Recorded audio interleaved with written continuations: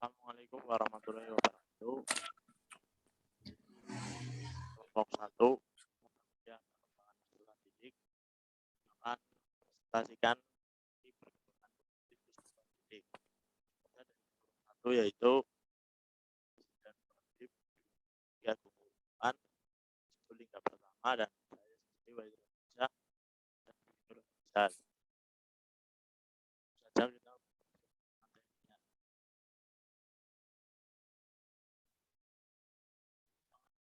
Perkembangan kognitif. Kognitif merupakan salah satu dari perkembangan peserta didik yang berkaitan dengan proses pembelajaran kelas. Tujuan anak tahap demi tahap untuk sempurna. Secara sederhana, kemampuan kognitif dapat dibagi sebagai kemampuan anak untuk berpikir kompleks, serta kemampuan melakukan penalaran dan dengan perkembangan kemampuan kognitif ini akan memudahkan anak menguasai pengetahuan umum yang lebih luas, sehingga anak mampu menjalankan fungsinya dengan lancar dalam interaksinya dengan masyarakat dan sehari-hari. Dengan demikian dapat dipahami bahwa perkembangan kognitif adalah salah satu aspek perkembangan peserta didik yang berkaitan dengan pengetahuan, yaitu semua proses psikologi yang berkaitan bagaimana individu mempelajari dan memikirkan lingkungannya. Selanjutnya akan dibacakan oleh Nur Hafizal.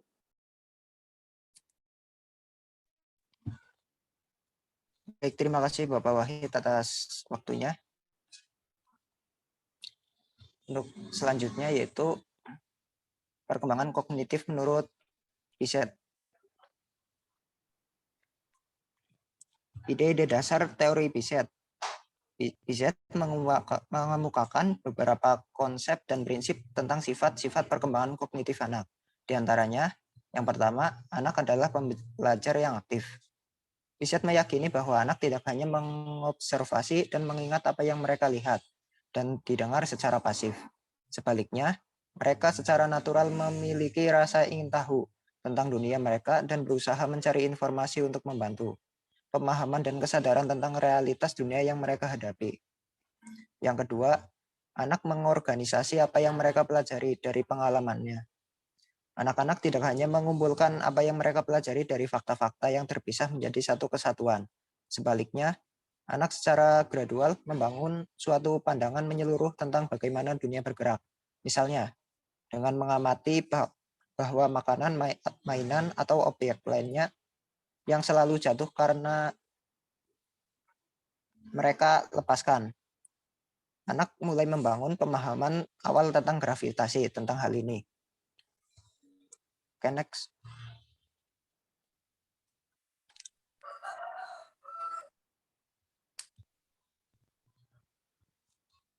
Yang ketiga,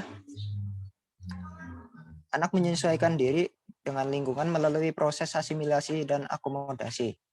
Pada proses asimilasi terjadi ketika seseorang anak memasukkan pengetahuan baru ke dalam pengetahuan yang sudah ada. Yakini, anak mengasimilasi lingkungan ke dalam suatu skema. Pada proses akomodasi terjadi ketika anak menyesuaikan diri pada informasi baru. Yakini, anak menyesuaikan skema mereka dengan lingkungannya. Yang keempat, proses ekuilibrasi menunjukkan adanya peningkatan ke arah bentuk-bentuk pemikiran yang lebih kompleks. Setelah proses penyesuaian, asimilasi, dan akomodasi, seseorang berkembang ke tahap satu ke tahap yang lain. Sehingga kadang mereka mencapai tahap ekuilibrium. Yakini keadaan seimbang antara struktur kognisinya dan pengalaman lingkungannya. Pergerakan dari equilibrium ke disequilibrium dan kemudian kembali lagi menjadi equilibrium atau proses meningkatkan perkembangan pemikiran dan pengetahuan anak dari satu tahap ke tahap yang lebih kompleks. Inilah yang disebut bisa dengan istilah equilibration atau ekuilibrasi. Baik, untuk selanjutnya saya serahkan kepada moderator. Ya, terima kasih. Nur Hafizal. dibacakan oleh Wisnu Lingga Pratama. Ya, terima kasih Bapak Wahid atas waktunya. Tahap perkembangan kognitif menurut Piaget. Piaget juga meyakini bahwa pemikiran seorang anak berkembang melalui serangkaian tahap pemikiran dari masa bayi hingga masa dewasa. Dalam hal ini, Piaget membagi tahap perkembangan kognitif manusia menjadi 4 tahap, yaitu 1. Tahap sensori motor usia 0 sampai usia 2 tahun. Bayi bergerak dari tindakan refleks instinktif pada saat lahir sampai permulaan simbolis. Bayi membangun sebuah pemahaman tentang dunia melalui pengordinasian pengalaman sensor dengan teknik tindakan fisik. 2. Tahap praoperasional, usia 2 sampai usia 7 tahun. Anak mulai mempresentasikan dunia dengan kata-kata, gambar-gambar, kata-kata, dan gambar ini menunjukkan adanya peningkatan pemikiran simbolis dan melampaui hubungan informasi indrawi dan tindakan fisik. Oke, next. Ketiga, tahap konkret operasional, usia 7-11 tahun. Pada tahap ini akan dapat berpikir secara logis mengenai peristiwa-peristiwa yang konkret dan mengklasifikasikan benda-benda ke dalam bentuk-bentuk yang berbeda. Keempat, tahap operasional formal, usia 11 tahun hingga ke atas, remaja berpikir dengan cara yang lebih abstrak, logis, dan lebih idealistik. Next. Menurut Piaget, perkembangan dari masing-masing tahap tersebut merupakan hasil perbaikan dan perkembangan tahap sebelumnya. Hal yang sama juga terjadi pada sistem kognisi, di mana adanya sistem yang mengatur dari dalam, kemudian dipengaruhi oleh faktor-faktor lingkungan.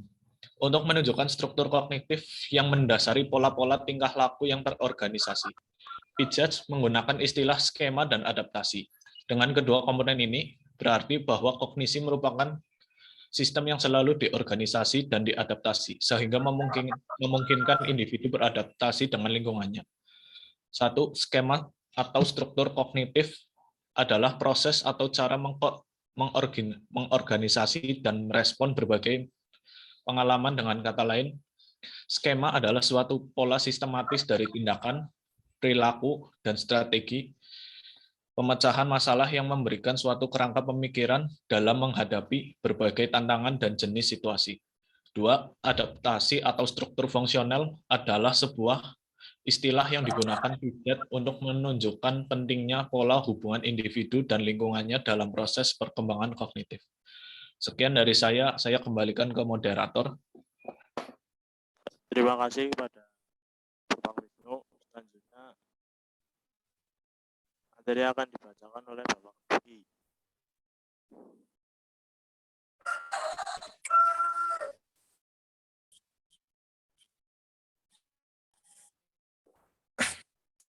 Silakan kepada Bapak Ruki. Baik, terima kasih atas waktunya Bapak Wahid. Yang selanjutnya adalah materi karakteristik perkembangan kognitif peserta didik usia sekolah atau sekolah dasar. Mengacu pada teori kognitif Piaget, pemikiran anak-anak usia sekolah dasar masuk dalam tahap pemikiran konkret operasional, yaitu masa di mana aktivitas mental anak terfokus pada objek-objek yang nyata atau pada berbagai kejadian yang pernah dialaminya. Menurut Piaget, operasi adalah hubungan-hubungan logis di antara konsep-konsep atau skema-skema, sedangkan operasi konkret adalah aktivitas mental yang difokuskan pada objek-objek dan peristiwa nyata atau konkret. Anak-anak pada masa konkret operasional ini telah mampu menyadari konservasi, yakni kemampuan anak untuk berhubungan dengan sejumlah aspek yang berbeda secara serempak. Hal ini karena pada masa ini anak telah mengembangkan 3 macam proses yang disebut dengan operasi-operasi, yaitu negasi, resiprokasi, dan identitas. Next.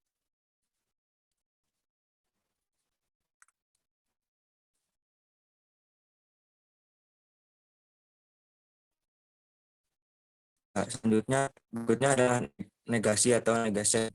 Pada masa praoperasional, anak hanya melihat keadaan permulaan dan akhir dari deretan benda, yaitu pada mulanya keadaan sama dan akhirnya keadaan menjadi tidak sama. Tetapi pada masa konkret operasional, anak memahami proses apa yang terjadi antara kegiatan itu dan memahami hubungan-hubungan antara keduanya. Berikutnya, hubungan timbal balik atau resiprokasi. Ketika anak melihat bagaimana deretan dari benda-benda itu, diubah anak mengetahui bahwa deretan benda-benda bertambah panjang, tetapi tidak rapat lagi dibandingkan dengan deretan lain. Karena anak mengetahui hubungan timbal balik antara panjang dan ukuran rapat atau sebaliknya, kurang panjang tetapi lebih rapat, maka anak tahu pula bahwa jumlah benda-benda yang ada pada kedua deretan itu sama. Selanjutnya, identitas. Anak pada konkret operasional sudah bisa mengenal satu persatu benda-benda yang ada pada deretan itu.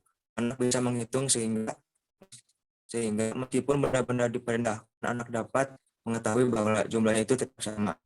Mungkin itu yang saya sampaikan. Kembalikan ke moderator. Baik, pada Bapak Rifki diucapkan terima kasih. Selanjutnya akan dibacakan oleh Bapak Sekjen.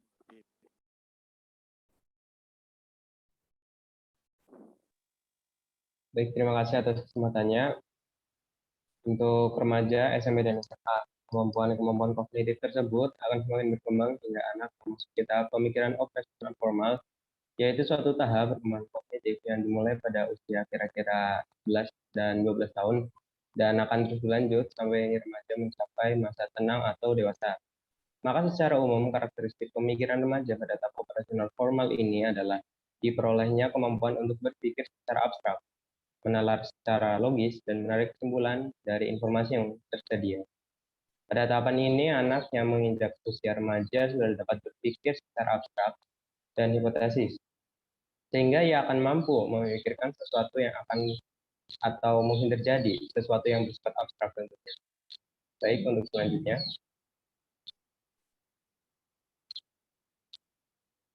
Ketidakdewasaan pemikiran remaja, kritik terhadap teori Piaget ini. Penelitian menunjukkan terdapat lebih banyak variasi individual pada pemikiran operasional formal daripada yang dibayangkan Piaget. Hanya kira-kira 1 dari 3 remaja muda yang menggunakan pemikiran operasional formal. Di samping itu, Piaget tampak juga gagal mempertimbangkan secara layak akumulasi gradual pengetahuan dan keterampilan dalam bidang tertentu dan peran metakognisi kesadaran dan monitoring proses mental yang serta strategi yang digunakan seseorang dalam mengaplikasikan pemikiran operasional formal. Demikian juga dengan David L. Klein, 1998 memperlihatkan berapapun pemikiran remaja telah jauh berkembang dibandingkan pemikiran anak usia sekolah. Akan tetapi, dalam beberapa hal pemikiran remaja ini terlihat kurang matang yang dimanifestasikan setidaknya dalam suatu karakteristik, yaitu sebagai berikut. Nomor 1, idealisme dan kekritisan.